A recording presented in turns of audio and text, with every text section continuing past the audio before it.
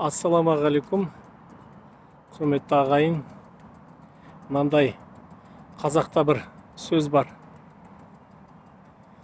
Сүйегін жуып шайып жатыр деп кей кезде естиміз. Оны қай кезде неге айтады?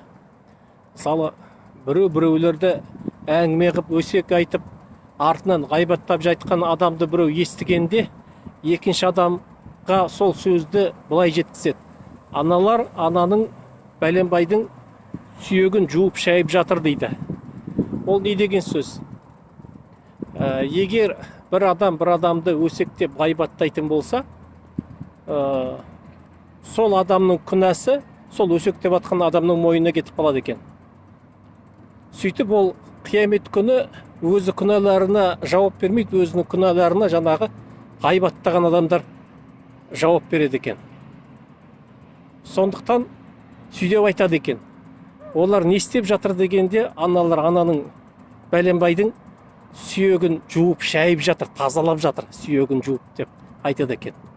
Сондықтан сөзге абай болу керек, байқап айту керек, өсек ғайбаттан аулақ болу керек. Біреуді жамандағаннан гөрі әр адам бірінші өзін тәрбиелеу керек.